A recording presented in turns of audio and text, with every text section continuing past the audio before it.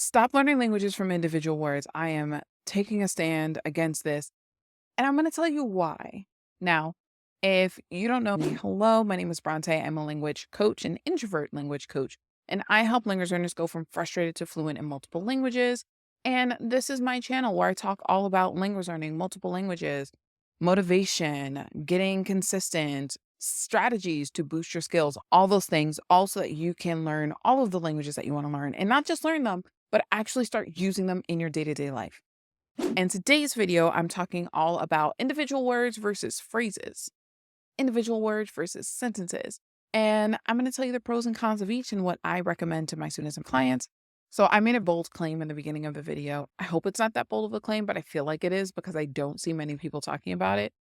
And I am a full believer that there is a time and a place to learn individual words, but generally it is so much better to learn things in phrases, in chunks, and in sentences over individual words. And here is the reason why.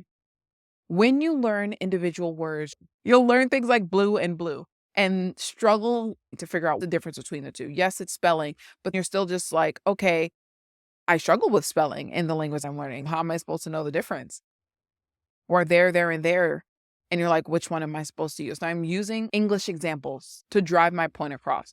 The reality is that in isolation, it's harder for us to understand what the word means and how it's used. But when you chunk it with other words, like it blew over, the color blue, now we have more context of what this thing means versus when it was isolated and on its own. And so I am a strong believer in chunking words together. So for example, in a language like Japanese or Korean, putting it with the particles, putting it with a noun or an adjective so that we have some examples of how it's already used. Finding sentences, sentence mining, and finding it being used in a specific context to get the feel of how it's used by native speakers so that you can internalize what that word means rather than having the translated definition in your brain. We have to shift away from translation into monolingual understanding. Unless you're someone who is trying to be a translator, then that's just a separate skill you're going to learn. And that's not the topic of this video. This was a question asked inside of Fluency Mastery Lab. And I wanted to take a moment to dive into it right here because some people might hear me saying, stop focusing on individual words, start focusing more on sentences, on phrases, chunking, and go, okay, that's great, but how am I supposed to do that? I get it. I've got you. And so I'm going to start off with the more common ways of doing that, and that would be flashcards. I am not really a flashcard user. I've tried it in many different ways. It works for me in the short term, not in the long term. I've said this many, many times here on the channel and also in other social media content. But when crafting flashcards, there are a few things that you can do. You can, one, find flashcards that have the chunked verbs, nouns, or sentences, or you can create them yourself. So rather than putting in a word, an individual word into your flashcards in Anki, in Quizlet, whatever it is that you're using, Memrise, you actually go in and make sure that you have a short phrase for each one. It is surrounded by other words that help to give more context in how you would use this. It takes extra work because you might have to research it, but the benefit is you're more easily able to internalize what this means, what's being said, because it's put in more context. Context is key when learning a language because it's not just the word on its own. It's how is this used? Like if you were trying to say, for example, like bet in another language, thinking slang, what if they don't even say that? What if they don't have an equivalent version? Then you're not going to look at the word in isolation and say, how do I say the word bet in the other language? It's how do I express this feeling? How do I express this thought? And that's a phrase, that's a chunk, that's a sentence, not just an individual word, usually. And if it is an individual word, what context is it being used in? What happens before it? What happens after it? That's what I recommend with flashcards. Now, my favorite way of doing this is with sentence building. And you can do this from the very beginning. Now, I started a new thing recently with my Italian and German studies because those are the newest languages on my list.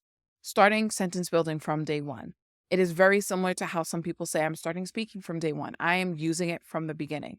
You can start with very simple sentences. I think we overestimate the kinds of things that we can say as a beginner. And I think one of the most powerful skills that you can learn is how to talk around the thing that you're trying to say. You don't know how to say the word strainer, then how do you describe it? It's that metal item, that metal thing that you use in the kitchen. It is the thing you use when you cook pasta. Those are very simple words to find in a dictionary, to find online, and string together a sentence. You don't have to say it is the kitchen utensil that is used to remove water from, like, you don't have to say all that. People will still understand you. They're going to start giving suggestions about communication. Are you talking about this?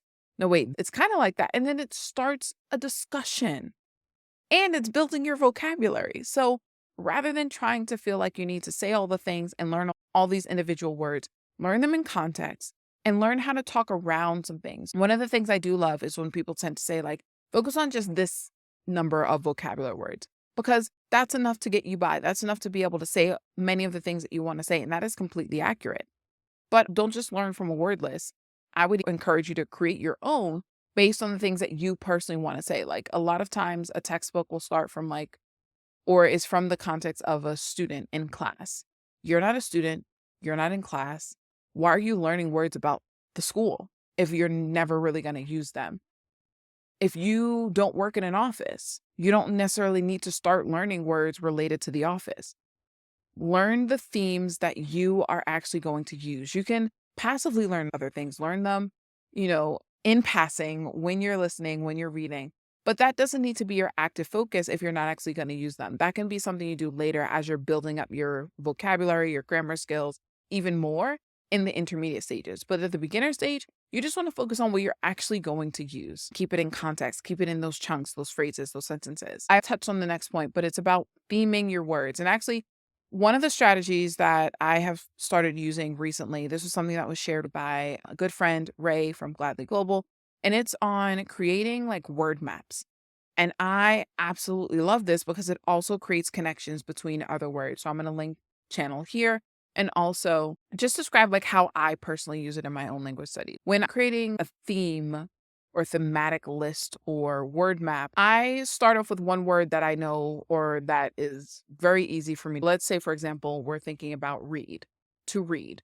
That'll be the focus of this theme, and it's all about reading. What other words come to mind? Books, novels, short stories, maybe fan fictions, because I read fan fictions too. Maybe it's subtitles, captions. Maybe it's genres of things that you like to read.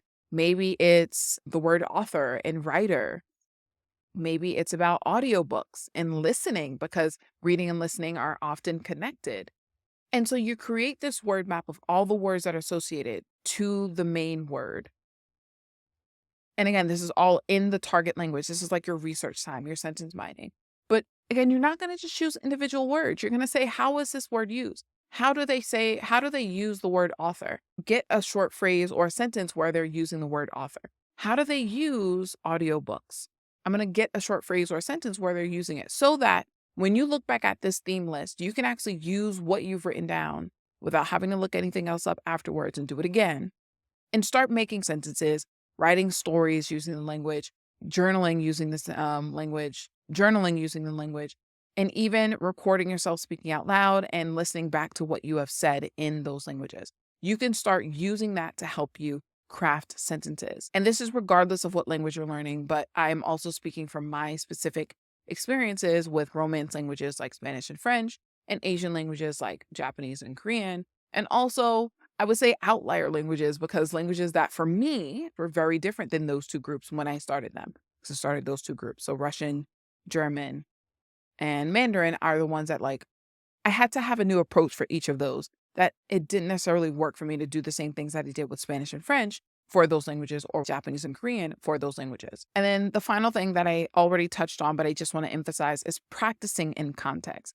Give yourself a topic for what you're going to talk about. So for example, talk about music and dance, talk about food and recipes, talk about outdoors and exploring the outdoors. And actually, these are all topics I share inside of Polyglot Delight. So if you are like, I don't know what topics to do, I don't know what themes, I'm going to give them to you inside of Polyglot Delight. And it is bite-sized activities that you can use for the same practice of using the language, improving your speaking, improving your writing. And these are things that you get to do. You don't have to do them. You get to do them, and you get to have fun.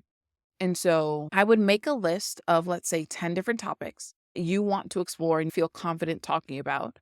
And then start to build your personal phrase book, your personal vocabulary list, your sentence bank, that you can just plug in sentences. If you want to know more about my strategies on sentence building, I have a video about it that I'm going to share here, and also my Sentence Building Pro course, which dives deep into exactly how I do it for my own language studies. But the core of it is you want to figure out what are the kinds of sentences you want to say confidently, and then use those as your model to practice. And that's it. And so if you like the answers to this question on how to move from individual words to sentences, these are questions that I get directly inside of Fluency Mastery Lab from current members in my language coaching membership. And we dive deep into questions like this. It's not just a basic answer.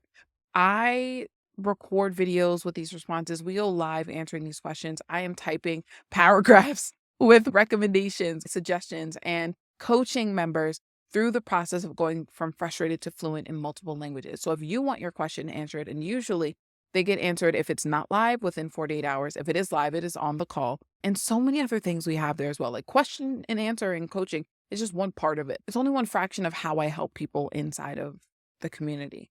But if you want your questions answered by me, your favorite introvert language coach, then you definitely want to check out Fluency Mastery Lab, and I'm going to include the details in the description. And I will see you in the next video. Don't forget to check out playlists.